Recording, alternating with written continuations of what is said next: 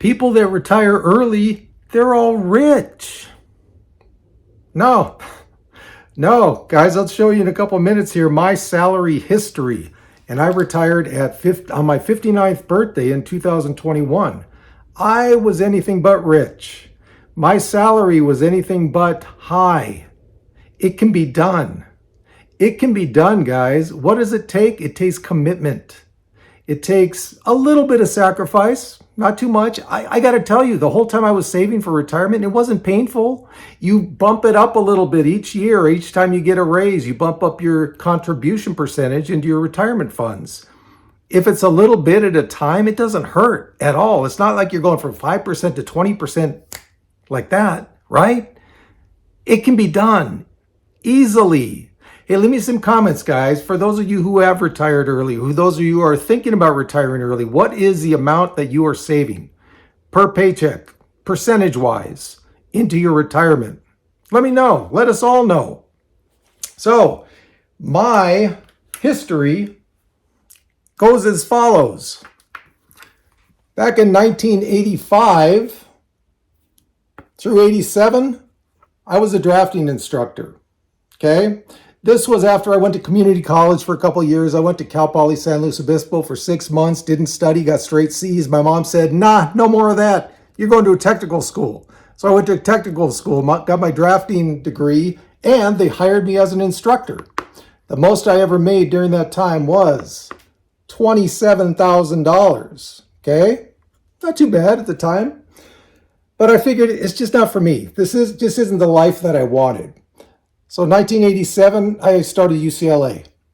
1990, I started UC Berkeley, okay, to get my MBA. So I went straight from UCLA to UC Berkeley. The reason I could do that is because I had this work experience. It wasn't like I just went to a 4-year college with no work experience and boom, jumped to an MBA program. They usually want work experience. I had it. It was just in the reverse order.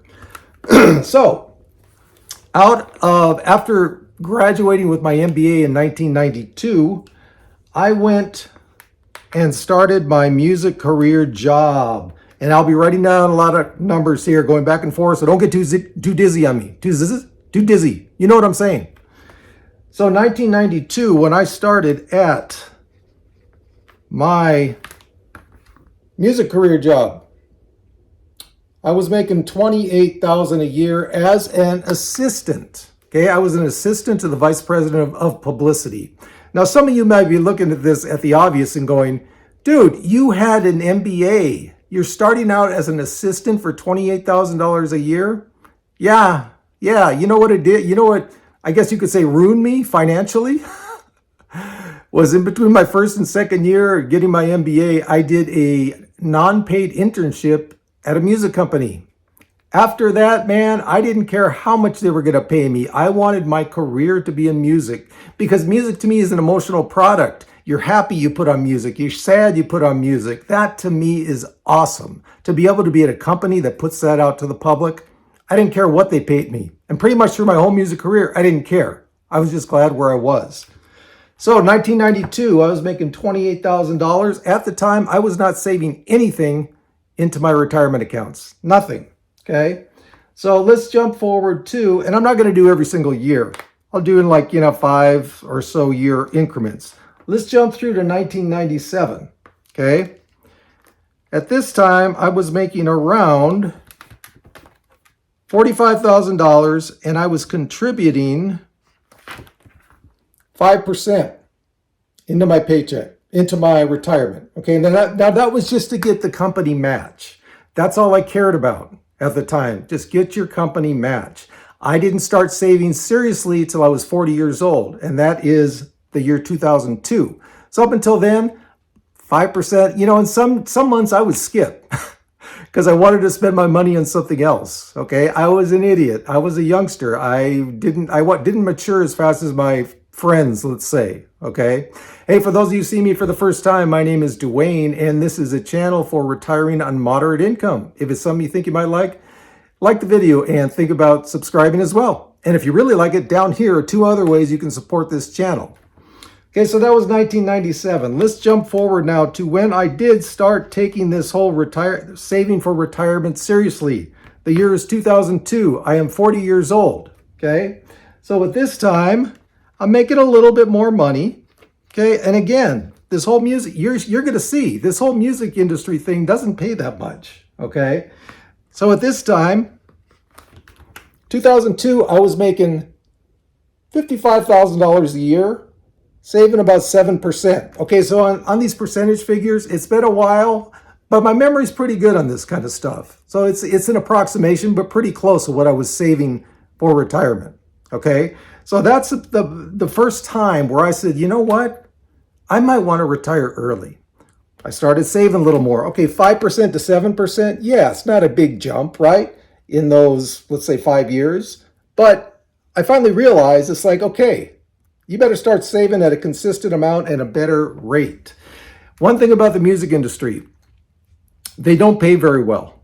As you can probably see by some of these figures coming up. Entertainment as a whole doesn't pay that well. Why? Unless you get into the mid-upper and upper reaches, then it can pay extremely well, okay? Why? Because they have so many people clamoring to get into these positions. So many people that they know they can pay dirt cheap, because if one person doesn't want it, 50 other will.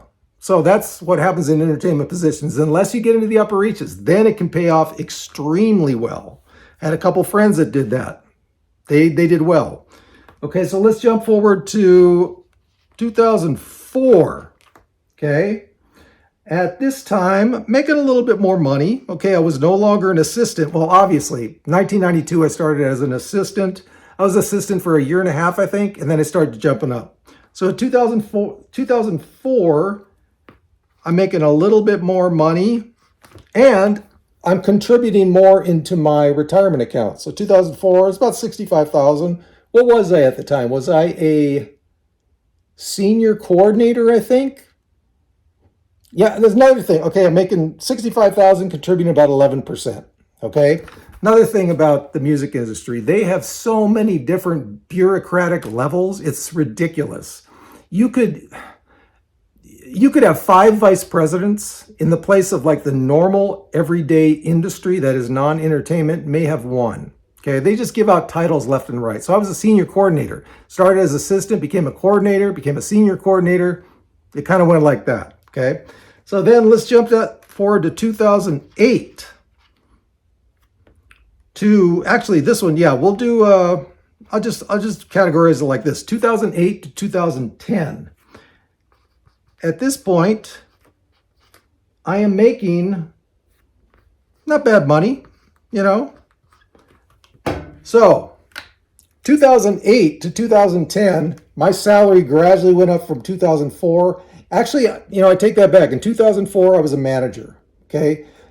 2004 all the way up to 2010 when I got laid off from my music industry job. Wait a sec.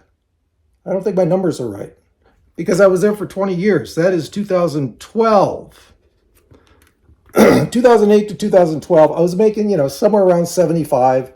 But look at how much my contributions jumped up then. From 11% all the way to 18% for those years, okay? That's when I decided, you know, I started taking this seriously back here in 2002. Then I really became dedicated. All throughout this whole time here, I was not skipping contributions every paycheck into my retirement accounts. I wasn't skipping at all. It's getting me all choked up just thinking about it. Retirement vodka. Still there. Okay. So I was taking it more seriously by then. So I ended up getting laid off from my music industry position in 2012.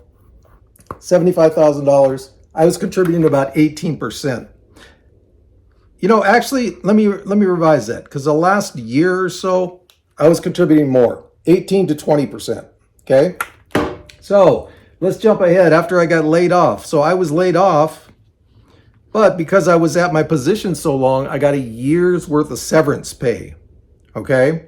So when I jumped into my next job, I was making less than I was making in the music industry. Okay. So 2015, I was making $72,000. And this is where ageism started to really come in, guys, because I was getting up there. What was my age here at the time? 50. Plus 50. Ageism comes in. Okay? They they they're paying you less. Let's put it that way for your knowledge. 22% though in my contributions at this time. Not bad. Not bad at all. Now let's jump up to the last couple years before I retired. Okay? At this point, I had shipped in between 2012 and until I retired, I had 3 separate jobs. Okay? Each one successively went down in salary. Ageism, big time. So 2019, 2021, my last job, I was making $65,000. Okay, yeah, you look up here, 75, 10 years later, I'm making 65. That is ageism. That is just one of the various parts of ageism that can happen when you're over 50. They know that they can pay you less because you were desperate for a job. But still, 22%. Okay? So if you see these last couple entries here, I was saving 22% for a while before I decided I could retire. All right? So guys, that shows you right there. It's not about how much salary you make. It's not about even when you get started. It's just if you can be consistent in socking that money away and just gradually go up as far as your contribution rates, it's really not that painful. It really isn't, guys. So for those of you who think that you need to be rich to retire early, you see my salaries there. The most I ever made was $75,000 for about 4 years, and then it went down. Okay? You do not need to make a lot of money to retire early. You just need to be consistent and keep doing it. So there you go, guys. And as always, from the lovely high desert where it has been over 100 for 5 days straight, yikes, we got this.